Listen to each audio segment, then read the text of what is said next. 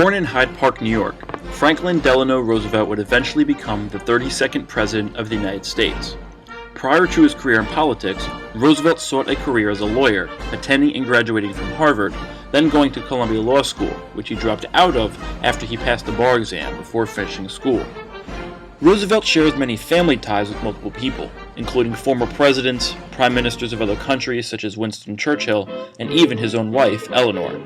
Before he was elected president, Roosevelt was a senator from New York, the assistant secretary of the Navy, the losing vice president in the 1920 election against Warren Harding, and the governor of New York. In 1921, Roosevelt contracted polio, a disease that left him without the use of his legs and thus wheelchair-bound. His polio was something he tried to hide early in his career, fearing he would not be respected or even elected to office. As time progressed, Roosevelt found ways to avoid being seen in his wheelchair, but ultimately, his disability led to a development of sympathy for the handicapped. Roosevelt was elected 4 times to the presidency, but only served 12 of the 16 years as he had died early in his 4th term. He is the longest-serving president in American history to date, a record that will remain this way thanks to the 22nd Amendment, which limits the number of terms for a president. Roosevelt is known for his presidency during 2 of the most well-known times in American history, the Great Depression in the 1930s and World War II in the 1940s. Roosevelt inherited a country in great distress that was trying to figure out how to get back on its feet after the stock market crash in 1929. With countless numbers of people who were homeless, jobless, and starving, Roosevelt spent his first 100 days in office trying to build morale and to get the economy back to normalcy.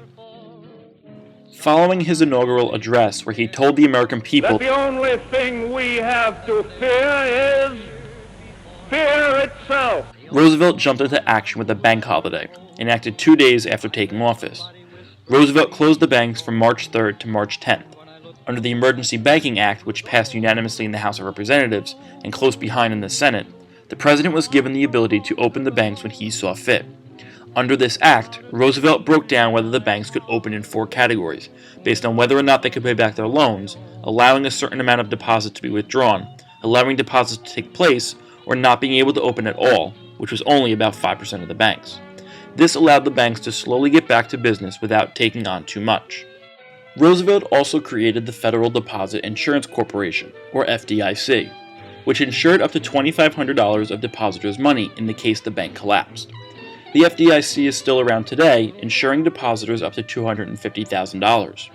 This ensures that people who are putting money into the banks will not lose their life savings if the bank goes under. In order to ensure banks were closely regulated, Roosevelt also passed the Federal Securities Act, which required corporations to provide reports to investors and prohibited deceit or fraud when selling bonds or trading. Roosevelt realized the American people had a right to know what was going on, and they needed to be reassured that the country was going to get through these hard times. To get this information across, Roosevelt began his fireside chats, where he would talk to the people via the radio, telling them of his plans and giving them hope for a better tomorrow. Roosevelt's presidency during the 1930s was filled with many struggles, especially when it came to building America back up. He was met with both opposition and praise for his efforts, but is ultimately seen as one of the most successful presidents in American history.